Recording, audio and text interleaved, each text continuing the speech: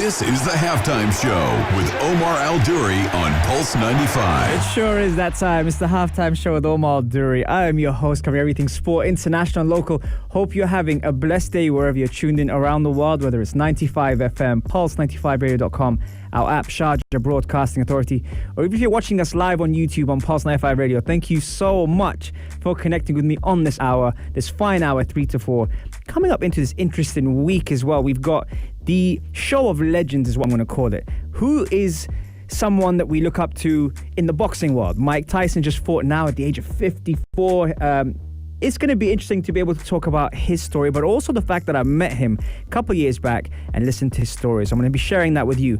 The living legend himself, Mike Tyson, has come a long way and also changed his philosophy in a lot of things. So we're going to be talking about that later. Now, next after that, from one legend to another, sadly, we lost Diego, Armando Maradona.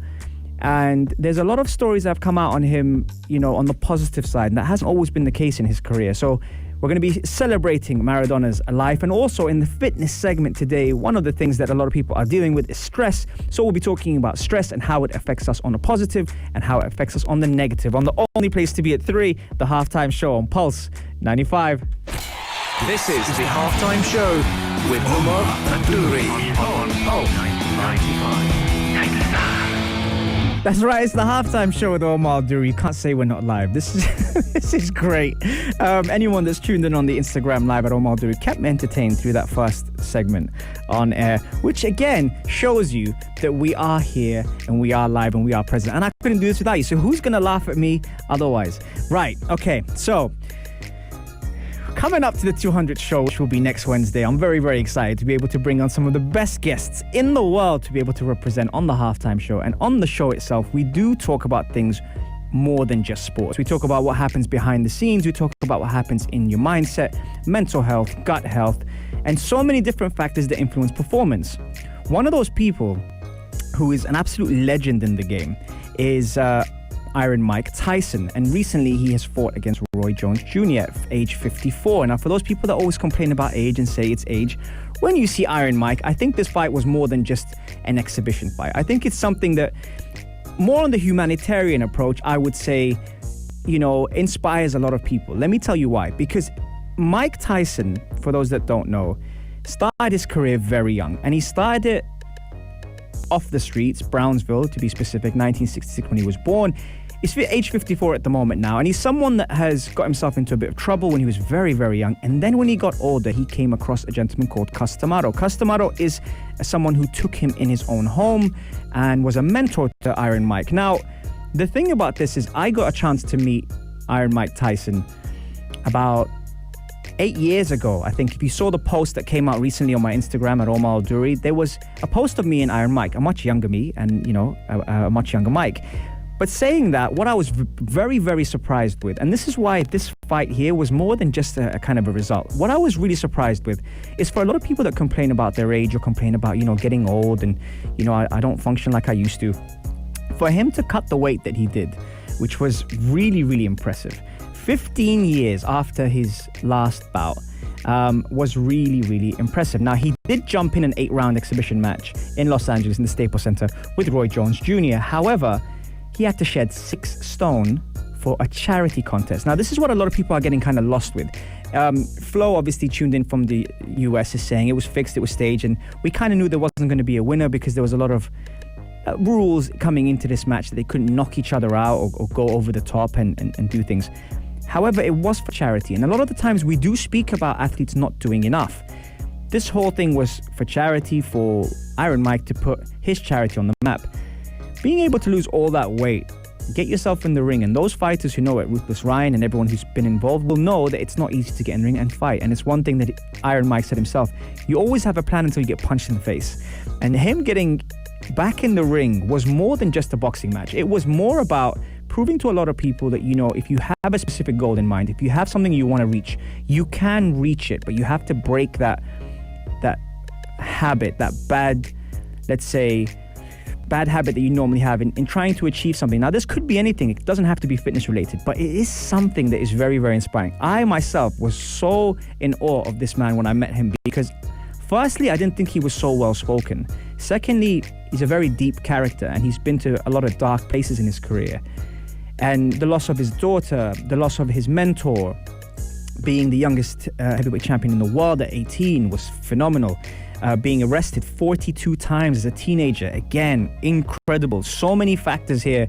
Having, listened to him and listened to his story, it was amazing. It was just a stage with a chair in the middle. I want you to picture this now, and him in the background, just talking about his life and his ex-wife and Brad Pitt. It was a very interesting story. I can't say that on air, but it was very interesting what happened with those two, and so many factors here that puts things in perspective. And I was listening to this man who he just has a presence about him. And I'm not sure if you guys have met people like that. You know, they have a presence about them. When they come into the room, they bring some sort of energy. And he had this presence about him. And at the same time, we were all locked in to what he was saying, you know, at any moment. And if you've watched his movies, if you've watched his documentaries, when he speaks, especially when he switches, it was so interesting to see, is he going to switch? Is he going to say something that might catch you out? I myself listened to him and I thought it was better than a movie. It was so engaging.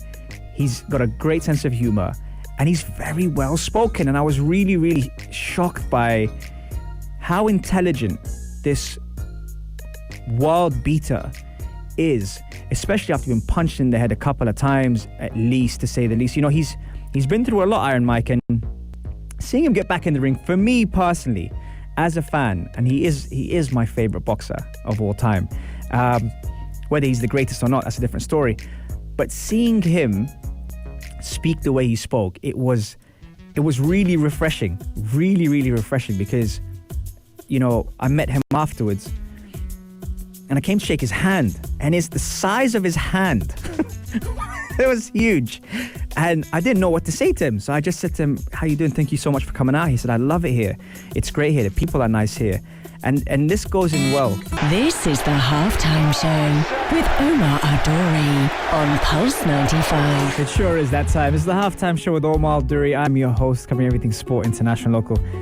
You know when you get punked? I think I'm having one of those days. What do you think, Ray? Yeah? I think I'm getting punked. Are you punking me, Ray? Right. Okay. So the show must go on. And we're talking about legends today. The first segment, we speak about Iron Mike and Mike Tyson's fight against Roy Jones Jr. It was much more than a fight. A lot of people say it was fixed and it was staged.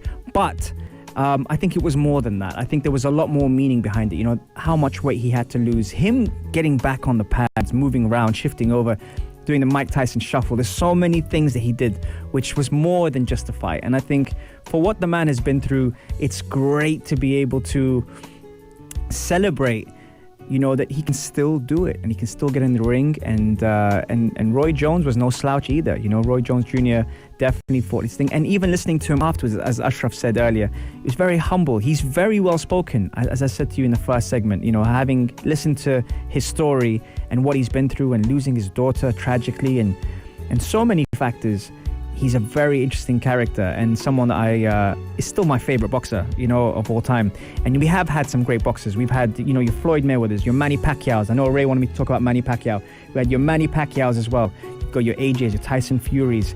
You know, God, so many talented, gifted boxers. But Mike Tyson getting into a ring was more than just trying to win a match. Yes, it was an exhibition match, but remember, it was for charity. The only thing is, it was getting you to watch that fight to promote his charity, and that was the meaning. So the fact there was always going to be a draw, yes, it was staged to some extent, but seeing Iron Mike come back in the ring, it's like one of those Rocky movies that you think, no, not again. But it was great. It was great to see him. He was in shape. He was still moving his head well. Oh, you could just tell if he connected, which he did, it could be trouble for Roy Jones. But Roy Jones was quick as well, so that tells you a lot. Shout out to Big Hass and Anna Schofield from Yellow Home as well for connecting on the Instagram live at Omar Duri. And everyone else who's connected, who's watched the behind-the-scenes footage of today's show, where it does feel like I'm being punked. It really does feel like that for what's happened today so far, but you'll only know if you were tuned in behind the scenes. Apart from that, we are talking about legends. Unfortunately, we lost a legend in Diego Armando Maradona. Now, controversial is an understatement when it comes to Maradona's career. However, Diego was someone who was a very, very good person. Maradona was what the world knew as, the controversial athlete who took the world by storm. And yes, he was controversial in the hand of God. He was controversial in, the things that he did on the football pitch and maybe off the field. But he did cement his legacy as an athlete and as a player in times, by the way, that they were kicked, they weren't protected, the pitches weren't great, and he was under the influence. So there were so many things that people kind of forget with that. What I like about the situation now is we're celebrating Maradona's life. And before, I felt like it was a little bit of darkness on his name, which, is sad because what he brought to the world of sport was untouchable. And people have Maradona Day. Like, when you think about it, Maradona Day is not, we have birthdays, but when you have a day based on a person to leave his legacy to affect the whole world, it is mind-blowing to be able to see how one person can influence not just a nation, but the whole world. And so Diego Armando Maradona, I'll tell you a story about him. His wife, Rocio, obviously they were based in the UAE before, and his wife Rocio used to play for the team that I used to coach in the Women's League. And Maradona is not someone that I've spoken to because he doesn't speak English, but is someone that I've seen a lot, and someone that used to come watch the games that I coached, someone that used to come watch his wife play and the sessions that I used to train. And one of the things that was very interesting is he used to always sit on the opposite side of the field where there was no people, because he liked to be in his own element. He liked to see, the game his way. Now, before I coached his wife, I was warned Maradona's going to be there, and he's quite vocal. And especially if you don't know what he's saying. I didn't know what he was saying. They said he's quite vocal, just letting you know. Now, anyone will be starstruck by Diego Maradona. What was so nice is he never got involved. He just watched, he observed, and he left. And it was, I don't know if that's a good thing or a bad thing, but it was so nice to see someone who has made a real impact on this planet just sit on the other side of the pitch because he didn't want to speak to people. He just wanted to watch his wife play and be able to appreciate these things. And that's something that I, for myself, I look back and I think, I know someone who's very close to him as well. Shout out to Jessica. I look back and I always think, wow, Diego Maradona is watching his wife play and is watching a coaching session that I'm holding. We never, like I said, we never spoke. But to see that this person was two different characters. One was Diego, who was the man who was loving, he was very giving, he was very kind. And one was Maradona, who was controversial, flash, and full of character, charisma. You have to say that it's so nice to be able to celebrate someone's life. And sometimes people do say, you don't know what you've got till it's gone. The world will miss Diego Armando Maradona. I guarantee that. And now people are appreciating. It's very easy to look at the negative things in people, and everyone makes mistakes. But what's really nice, and I've got goosebumps talking about it, what's really nice is seeing all the positive energy being thrown at Diego Armando Maradona and being appreciated for what he's done for the sport as a human being, as a player, and also the impact he's had on football history. So Diego Armando Maradona, this is for you, for your family. We wish you all the best. May you rest in peace. And Rocio, if you're listening, I hope you get this message. We love you and the family, and we hope Maradona is now shining down on us for the rest of our lives. If you liked this episode of The Halftime Show, drop a like and subscribe. 95. Be sure to follow us on Instagram for all our daily updates and top stories.